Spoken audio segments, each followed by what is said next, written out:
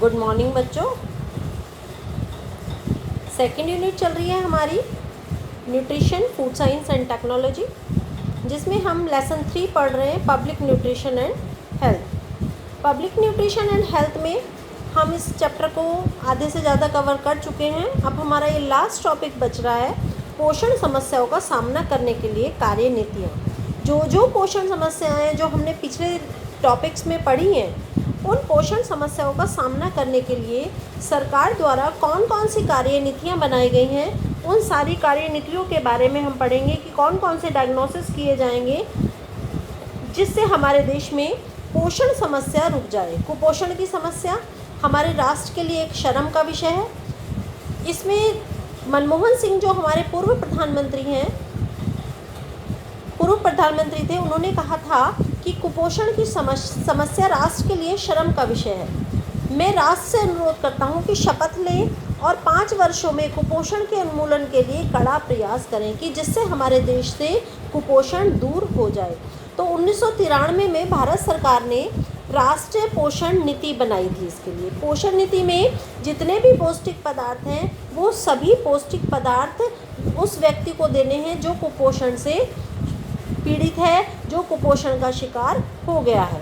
इसके लिए जो उन्होंने पोषण नीति बनाई, उसमें महिला और बाल विकास विभाग ने इसको तैयार किया और इसके अंतर्गत उन्होंने एक आईसीडीएस योजना स्टार्ट की। आईसीडीएस क्या है? ये आईसीडीएस की फुल फॉर्म है इंटीग्रेटेड चाइल्ड डेवलपमेंट सर्विसेज या स्कीम्स, कुछ भी कह सकते हैं।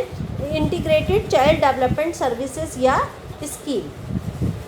इस योजना का जो उद्देश्य था, वो उद्देश्य ये था कि 0 से 6 साल के सभी संवेदनशील बच्चों और सभी गर्भवती महिलाओं और दुग्धपान कराने वाली माताओं यानी कि लैक्टेटिंग मदर के लिए जो समेकित बाल विकास योजना है, ये इंटीग्रेटेड चाइल्ड डेवलपमेंट स्कीम है, आईसीडीएस है।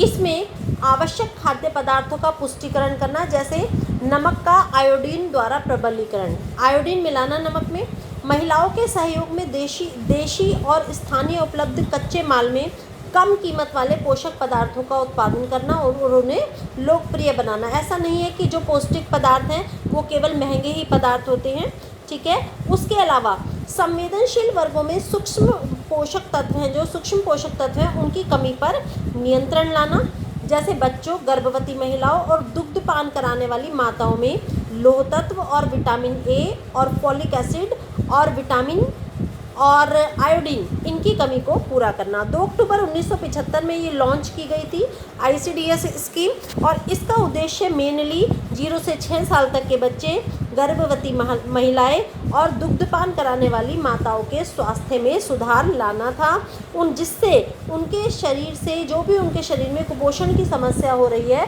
उस कुपोषण की समस्या को दूर किया जा सके। ये इसका उद्देश्य था।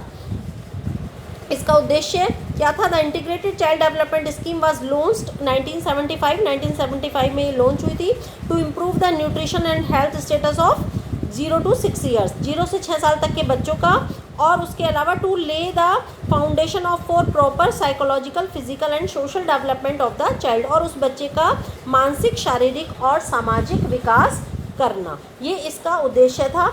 इसमें उन्हें एक तो सप्लीमेंट्री न्यूट्रिशन प्रोग्राम उनके लिए स्टार्ट किए गए थे, प्री स्कूल एजुकेशन उनके लिए स्टार्ट की गई, इम्यूनाइजेशन उनके लिए रक्षीकरण स्टार्ट किया गया, हेल्थ चेकअप उनका समय से होता रहे, रेफरल सब सर्विसेज उन्हें दी जाएं और हेल्थ एंड न्यूट्रिशन एजुकेशन उन्हें दी जाए, स्वास्थ्य और पोषण से संबंधित शिक्षा उन्हें प्रदान की जाए, जिससे जो वो कुपोषण के शिकार हैं वो कुपोषण के शिकार ना रहें। इसमें स्पेशल फीचर्स जो दिए गए थे, उसमें ये था पोषक आहार उन बच्चों को उपलब्ध कराना, विटामिन ए की न्यूनता वाला यदि कोई बालक है तो उसको विटामिन ए उपलब्ध कराना, विटामिन ए के जितने भी स्रोत हैं, पीले और नारंगी फल, वो उनको उपलब्ध कराना, और उसके अलावा उनकी आँख में यदि कोई प्रॉब्लम हो गई है तो उसके लिए उनको विटामिन ए उपलब्ध कराना, और बच्चे का वजन समय समय पर लेते रहना, और माताओं को बुलाना, उनसे परामर्श लेना और उनकी समस्याओं को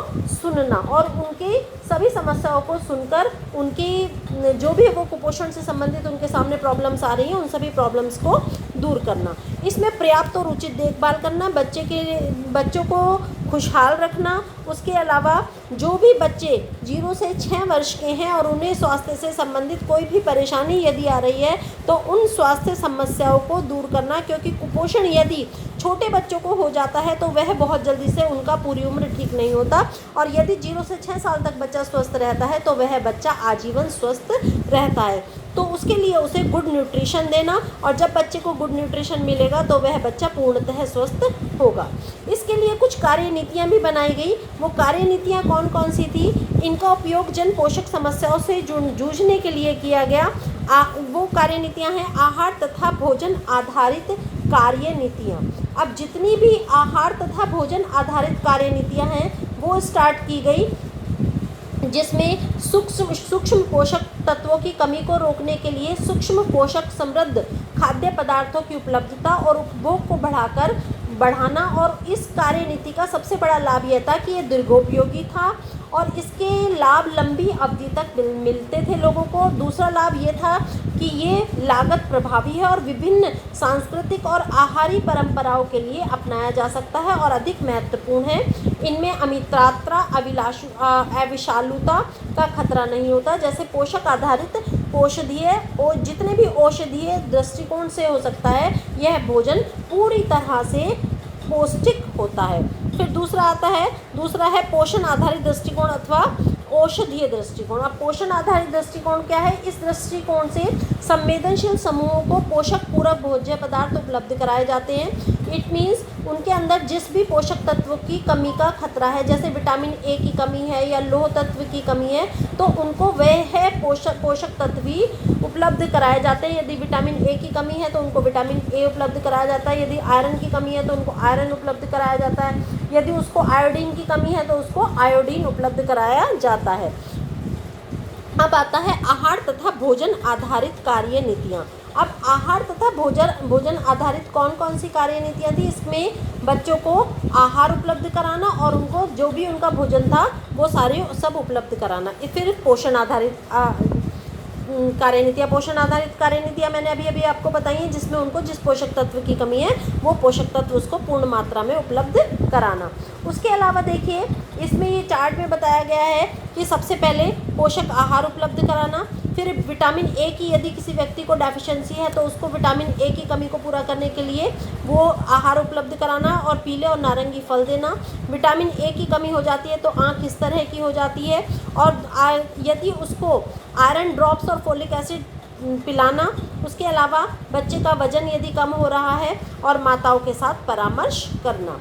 उसके बाद ये टेबल देखेंगे। इस टेबल में क्या है? इस टेबल में है कि अल्प पोषण कम करने के लिए विभिन्न हस्तक्षेप कौन कौन से हैं। सबसे पहले देखिए पोषण पूरक, बच्चों को पूरक पदार्थ उपलब्ध कराना। यदि उसको किसी चीज़ की डेफिशिएंसी है तो उसका सप्लीमेंट्री फूड उसको उपलब्ध कराना। दूसरा है पुष्टिकरण, भोजन को पोषक द्वारा पुष्ट करना। यदि बच्चे को किसी भी चीज़ की कमी हो गई है तो उसको भोजन को पोषक तत्वों से भरपूर उसको उपलब्ध कराना। आहार विविधता, एक ही खाने को रोज़ रोज़ नहीं देना। यदि एक ही आहार डेली उपलब्ध कराया जाता है तो वह व्यक्ति उस खाने को पूरी अच्छी तरह से नहीं खाता, और जब नहीं खाएगा तो उसके अंदर कुपोषण हो ही जाएगा और पौष्टिक तत्वों की कमी हो जाती है। इसमें हम अपने देश में चल रहे पोषण कार्यक्रमों की सूची में देखिए क्या क्या है। सबसे पहले है एकीकृत बाल सेवाएं, बाल विकास सेवाएं, ये ICDS ने बनाई है। यह है अर्ली चाइल्डहुड, जो प्रारंभिक बाल्यावस्था है उसकी देखभाल और विकास के लिए यह एक विस्तारित कार्यक्रम है। दूसरा है फिर इसमें पोषणहीनता नियंत्रण कार्यक्रम।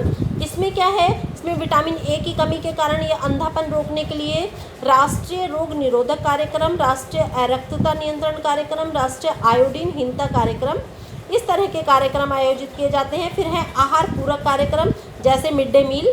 फिर नंबर 4 पे आते हैं भोजन सुरक्षा कार्यक्रम। इसमें जन वितरण प्रणाली, अंत्योदय अन्न योजना, अन्नपूर्णा योजना, कार्य के बदले अनाज, राष्ट्रीय क्रम जैसे प्रोग्राम आयोजित किए जाते हैं। और नंबर 5 पे आता है स्वरोजगार और वैतनिक रोजगार योजनाएं। उनको स्वरोजगार देना, जिससे वो लोग जब रोजगार होगा तो वह व्यक्ति पौष्टिक भोजन खाएंगे। अब आता है स्वास्थ्य देखभाल या हेल्थ केयर। हेल्थ केयर क्या है? जिसमें हम स्वास्थ्य देखभाल के बारे में पढ़ेंगे। हमारे देश में स्वास्थ्य देखभाल लगभग 3 स्तरों पर की जाती है। कौन कौन से 3 स्तरों पर? फर्स्ट, सेकंड और थर्ड, जिसको हम प्राथमिक, द्वितीयक या तृतीयक स्तर पर कह सकते हैं। अब प्राथमिक, द्वितीयक या तृतीयक स्तर पर क्या है? इसमें देखिए प्राथमिक स्तर पर क्या है? प्राथमिक स्तर पर व्यक्ति की, परिवार की या स्वास्थ्य या जिस भी समुदाय में है वह रह रहा है उसका ध्यान रखना, उस व्यक्ति की, उसके परिवार की और उसके समुदाय की, उन तीनों के स्वास्थ्य का पूरी तरह से ध्यान रखना। द्वितीय स्तर पर हम कहेंगे कि इसमें जितनी भी अधिक जटिल स्वास्थ्य समस्याएं हैं उनका निराकरण करना। जैसे हॉस्पिटल में मान लीजिए किसी कम्युनिटी सेंटर में यदि वहाँ पर डॉक्टर ही अवेलेबल नहीं है तो वहाँ पर उनका ट्रीटमेंट कैसे होगा। और तीसरे स्तर पर जो सबसे उच्चतम स्तर होता है, इसमें अधिक जटिल समस्याओं को सुलझाया जाता है, जिनको पहली और द्वितीय तरह की समस्याओं में नहीं सुलझाया जाता। जैसे मेडिकल कॉलेज हो गए, अस्पताल हो गए, क्षेत्रीय अस्पताल हो गए या विशिष्ट अस्पताल हो गए, उनकी अवेलेबिलिटी उपलब्ध कराना। यदि उपलब्ध ही नहीं है तो समस्याओं का समाधान कैसे होगा। अब आता है जन पोषण विशेषज्ञ की भूमिका। जन पोषण विशेषज्ञ जो होता है उसकी क्या भूमिका है कुपोषण को दूर करने में?